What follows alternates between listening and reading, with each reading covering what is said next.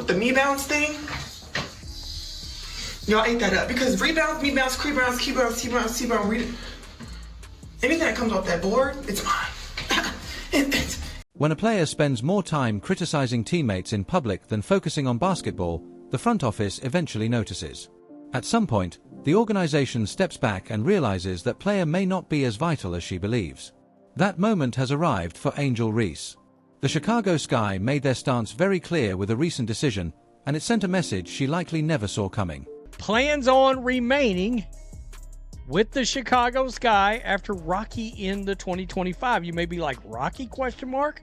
Yeah, you don't remember? She threw all of her teammates under the bus and then ran the bus over them. In that interview that came out, I think it was the Chicago Sun-Times. And her teammates, nah. Chicago stunned many by naming Camila Cardoso as their Player of the Year. This was not a routine award or a harmless honor.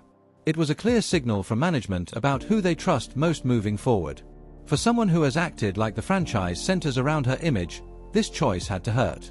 Reese believed she held power and security, but this decision exposed a different reality. In professional sports, no one is untouchable, and that truth just hit hard. Not want to come back, or maybe she's decided I want to come back, but do the Chicago Sky actually? So what do you think should happen next? Should Chicago seriously look into trading Angel Reese after everything that has unfolded? Share your thoughts below because the situation keeps getting worse. The Sky are dealing with serious internal issues, but this time it has nothing to do with refs or sideline drama. By honoring Cardoso, the team openly declared who they value most. While Reese focused on appearances and branding, management focused on performance. Cardoso played 40 games, earned 15 Player of the Game honors, 6 Player of the Week awards, and 2 Player of the Month recognitions.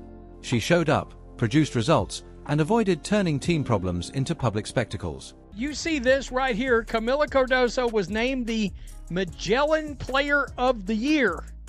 Chicago Sky. So she was named the Player of the Year right here for the Chicago Sky. Right? 15 times Chicago Sky Player of the Game. All right, 6 times Chicago Sky Player of the Week. 2-time Chicago Sky Player of the Month.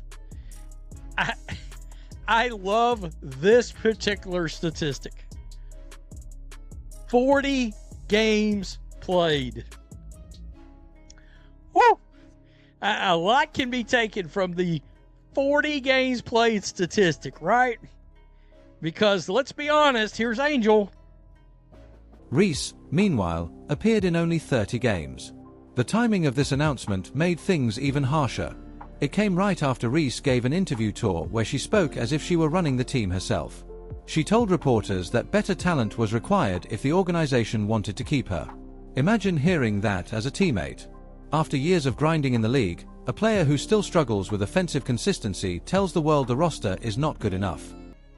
It's very possible the Chicago Sky front office was questioning the injury themselves. Would they admit that? Of course, never. Well, Rhodes, are you saying that Angel wasn't hurt? No.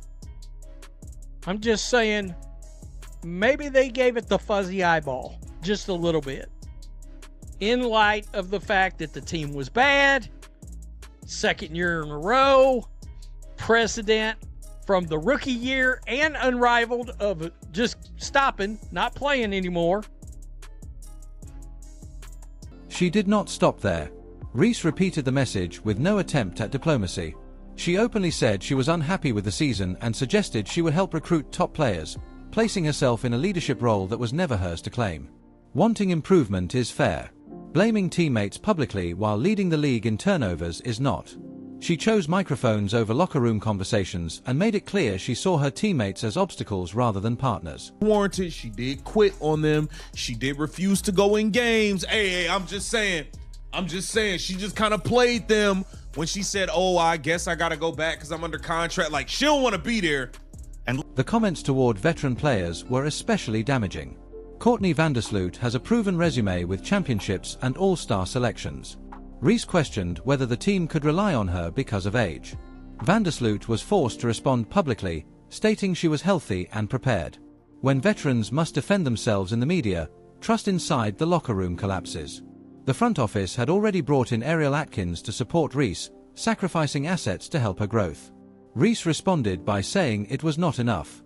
Vandersloot showed what leadership looks like by defending the team without attacking Reese directly.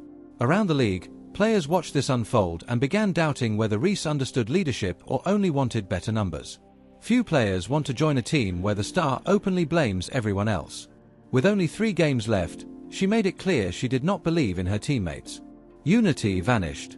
Then came her unexplained absences. During a playoff push, Reese disappeared. Her injury status stayed vague for weeks. Coaches could not plan rotations. Teammates never knew who would be available. Confusion spread everywhere. The story worsened when she traveled to promote her shoe line instead of supporting the team. She posted online while the Sky struggled. Fans noticed. The lack of transparency hurt everyone. Her 8 technical fouls led to an automatic suspension, including one from contact during a rebound battle. The suspension came before a major matchup. Her emotions cost the team dearly. Chicago later suspended her for conduct harmful to the team based on media comments. That label alone said enough. The punishment felt light, showing the organization was stuck between discipline and revenue. The harsh truth followed. The Sky actually played better without her. Ball movement improved. Possessions looked cleaner. Reese led the league in turnovers in just 26 games. 1 out of every 5 shots she took near the basket was blocked, and her efficiency was near the bottom. Teammates questioned her priorities. She wanted upgrades while missing games. Veterans watched her choose branding over basketball. A players' only meeting was needed to address her remarks. Rachel Banham admitted she was exhausted by the drama. Ariel Atkins confirmed the issue was real. Even the head coach said it required front office handling. The locker room split apart. Trust disappeared. Reliability vanished. Chicago learned that talent without accountability creates chaos. While this was happening, Indiana showed the opposite. Their star communicated openly about injuries, traveled with the team, supported teammates, and praised their growth. She lifted others instead of tearing them down. That approach built chemistry, trust, wins, and packed arenas. Indiana became must-watch basketball because the team played together. They rose because their leader valued team success over personal brand. Compare that to Chicago, where the star appears determined to leave. Reese has sent a clear message she no longer wants to be there. But who would trade for that situation? What team wants a player who skips games, insults teammates, leads in turnovers, and demands loyalty she does not show? Her words damaged Chicago's future. The Sky finally chose stability over noise by honoring Cardoso. It was a clear rejection of Reese's behavior. Consistency and professionalism won out over entitlement. Chicago has moved on, proving that branding alone cannot save a franchise when leadership is missing. If you found this breakdown useful, like the video, subscribe for more updates, and share whether you think Reese will still be with Chicago next season.